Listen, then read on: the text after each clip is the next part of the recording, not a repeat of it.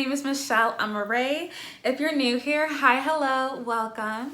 So today's video is kind of a really touchy video for me, and to be quite honest, I've never really verbalized my reasoning behind why I really cut my hair, and so this is gonna be the first time that I'm really putting everything out there, but I'm gonna do my best to really explain to you all why I did it, the purpose behind doing it, and what I've learned so far from this whole journey of cutting my hair and growing it back and just life changes. So if you're interested to find out, continue watching. So I cut my hair, I believe December 30th of 2019, right before New Year's. And literally I woke up that morning and I didn't think I was gonna cut my hair, but I ended up doing it, just like a spontaneous quick decision. So I was watching this YouTube video, and it was this girl who was like a natural hair YouTuber, and so she makes and creates a lot of content and got popular on YouTube because of her hair. And so I was watching her video, and she cut her hair, and I don't know what it was, but there was just such a strong connection that I had to her experience, and I felt like it was just something that I needed. I burst out crying, and I know this sounds crazy. It's like you saw someone cut your hair and you cut your hair too. But literally it was just such a strong emotional connection I had to her experience, and I just felt compelled. I just knew this was something I needed to do too. And I know I sound really crazy, but that was what happened. And so I'm sitting here sobbing, looking for scissors or a, what do you call it, the little razor thing for hair and stuff. And so I go into the bathroom and I find it, and I just let it go. I didn't really think too much into it. I didn't put a lot of thought, but I just let it go. And it was a very emotional experience for me. I was crying, and it was a mix of crying and laughter at just how dumb this was. But it was just a mix of those. I was in a state of hysteria almost, kinda. But that was the experience. Now, let me move back and give you guys the background story and context of everything, because I know if I just said it how I said it, it sounds really crazy and sis, get help. But no, it wasn't I was having a quote unquote Britney moment or anything. There was a lot that was building up to that. Well, I think that was a Britney moment. Okay, whatever.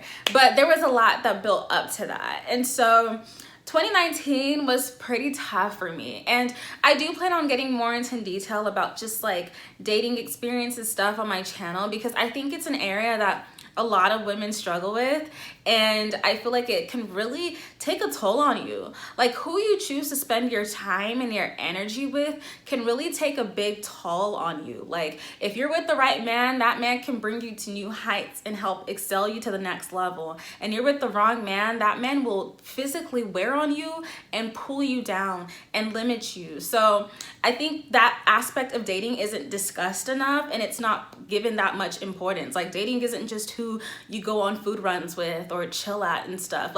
There's so much more to it. You're literally giving your energy and space to that person. So 2019 was a really, really rough year for me in terms of dating, and really before that too. My whole life was just a really rough time for me with dating, to be very honest. I really struggled with it, and it wasn't so much about the men, I think. And I really want to be careful here, but when you're at a place where you're not necessarily at your strongest or even at a healthy state, you tend to draw energy towards you or people towards you who are manipulative or who choose to capitalize on that and take advantage of you while you're in your most vulnerable state. And I think that was what happened to me. And I will say, it's not a situation where I wasn't conscious of it. Every trash man I've ever experienced or dated, I knew he was trash beforehand, and I still chose to dig in the trash. And not to sit here and bash them, because I don't care to do that. The anger has honestly and truly gone, but it's more so I knew the situation before I came into it. And so when I got into this state of hating men and just being so angry and filled with so much hurt, I grew to understand that it wasn't so much that I was angry at the men for what they did and the experiences we had, but more so at myself for settling and knowing that I could have done better, and I still went there. And I still allowed and gave these people permission to do the things they did to me. And so I think that's where a lot of the anger came from. And it's hard to be angry at yourself. And it's even harder to be angry at yourself when you don't know you're angry at yourself. So I was projecting a lot of hate. If you knew me on Twitter or social media back then, a lot of man bashing, a lot, just such an angry person. And I thank God that I'm not there anymore, but I think my hair journey and cutting it off honestly helped in that process.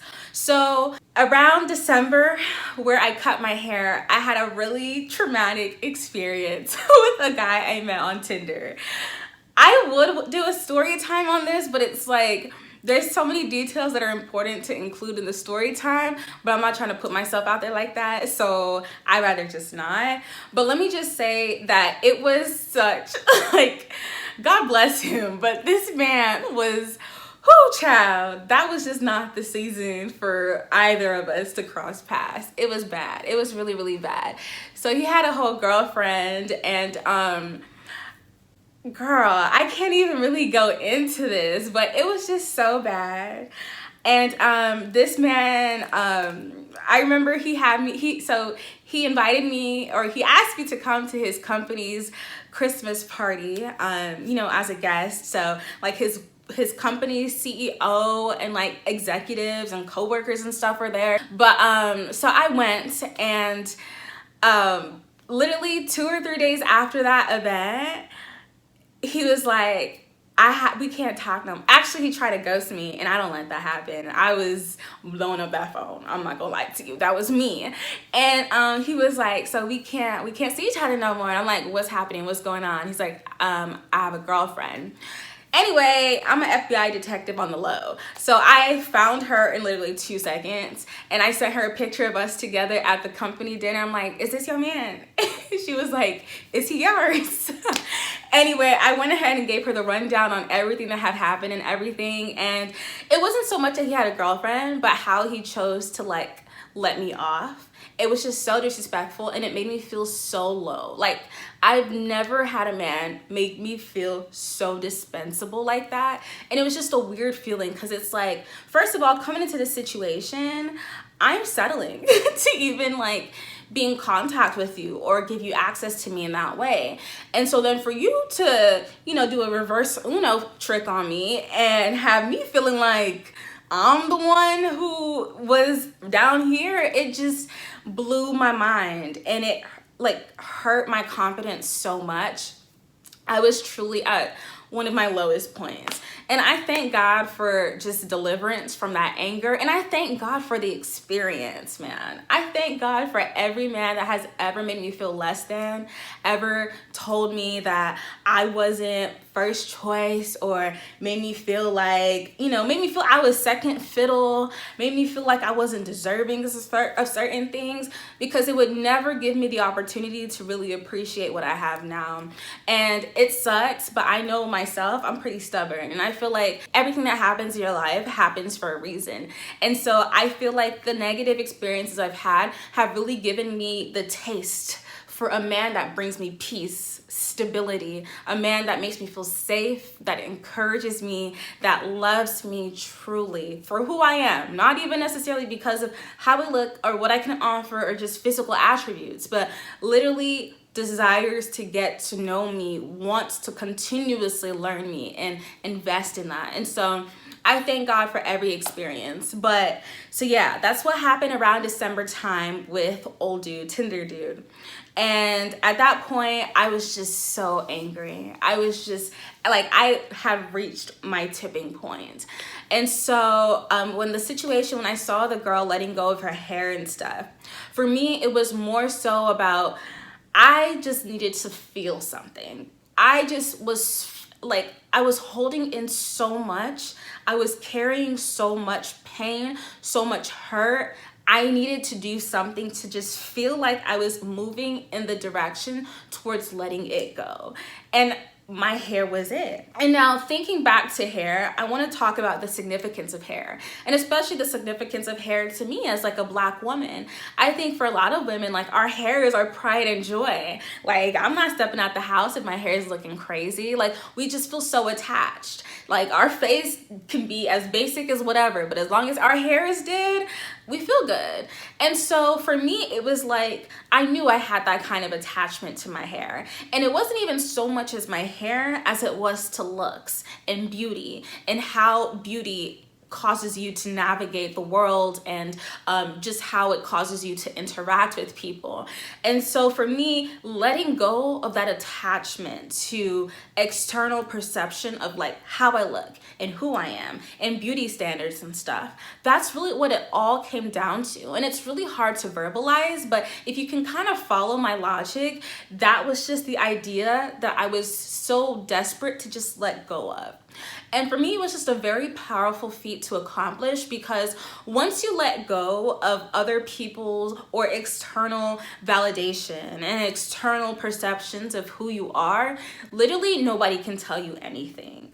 The most feared person and individual on this planet is somebody who has no fear of anything. Somebody who has nothing to lose.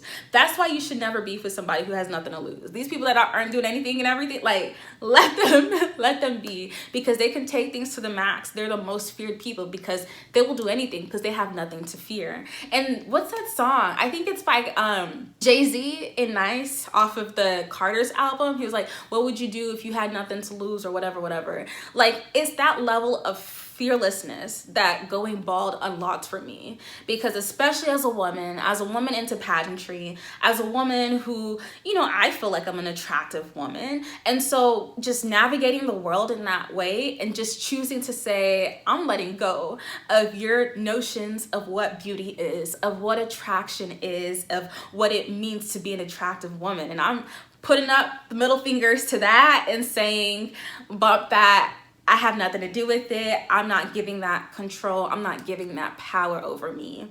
And I think that fearlessness translated into other aspects of my life. It caused me to be fearless even with dating. I told myself I was gonna go on a celibacy journey and not date romantically and just invest so much energy in myself. That lasted for 3 months until I met somebody. But that was the first time that I was in a semi-healthy relationship. You know, like, just a relationship with a man who treated me well. And that was just such a foreign concept for me. And I don't think I would have ever even had the appetite to be in that situation, or had even, you know, attracted that kind of man into my life, had I not done what I did and let go of my attachment to certain things. And so that was the beginning of a whole revolution for me. I think 2020, I was a very fearless person. I've always had that element of fearlessness and craziness to me, but I think 2020 helped me to really mature and fine-tune my sense of fearlessness. I moved abroad in the middle of a pandemic, call it crazy, whatever, but it's fearlessness. I did so many things and have challenged myself in so many different ways that truly exemplify that spirit of fearlessness that I was able to unlock through cutting my hair.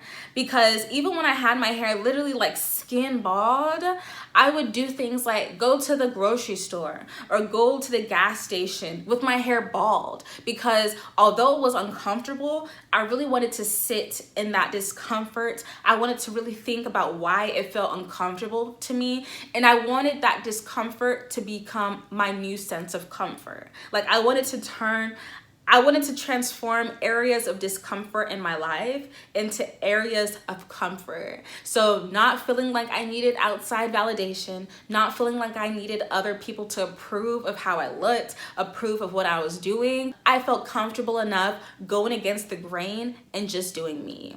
And in a world where so many people try so hard to be like the next person, have that Instagram model body that everybody got or whatever, it's truly a radical act to just do you. and not give two F's about what anybody else has to say about it.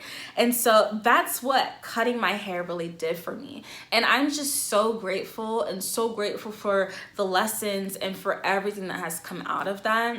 And now taking things to the next level, cutting my hair unlocked a can of worms for me. I really don't plan on talking too much about like my personal life on here, just because for certain things where it involves other people, let's say family and stuff, or like close friends, that's not my business to put out. But I still at the end of the day want to put out the lessons and the messages and things that I've learned. But it did have like a ripple effect on my family, and it did uncover and unearth a lot of brokenness in certain relationships, a lot of issues in certain relationships. And at the end of the day, I'm still grateful. I'm still grateful for just everything that has been a ripple effect of me cutting my hair, and the good, the bad, and even in the bad, I know there's good too, because my God is good. But it's just been so many different situations that have really and truly, I think, have really transformed me. So it hasn't just been a physical transformation with my head being cut off, but there has truly been an inner transformation that has manifested as well. And I'm just so grateful. I love this Coco Chanel quote, I think. Is it Coco Chanel? I don't know, but it's some quote that's like, a woman who cuts her hair is about to change her life. And that's truly what happened for me. It was like changes in so many areas of my life, in terms of relationships, family, academics, just me being me, like so many different changes. And so that is why I cut my hair. I know if people were to ask me, or friends ask me, I think I was kind of short with it. Like I didn't really say much, but it's because at the time I couldn't really put into words the reason why. I didn't even know exactly why I cut my hair when I cut my hair, but I just knew, and I felt compelled, and I knew it was something I needed to do and something I had to do. And I'm just so grateful I listened to my instinct and I did it. And I'm not coming on here to say cut your hair just because, but it was part of my journey and part of something that I needed to do. I don't think it's something I plan on doing ever again in my life. I don't know, we'll see. But I'm just so grateful for that, and I'm just so grateful for the learning that has transpired as a result of me cutting my hair. So with that said, I'm gonna go ahead and close this video, but thank you so much for listening, you guys. Thank you so much for hearing me out and just giving me a platform to speak my truth and have people listen. It's truly appreciated, and I truly do love it. But I will see you guys in my next video, and I hope you guys stay blessed. Bye. You a bad girl and your friends bad too. Oh, you got the swag, saucy drippin' swag, do. You a bad girl and your friends bad too.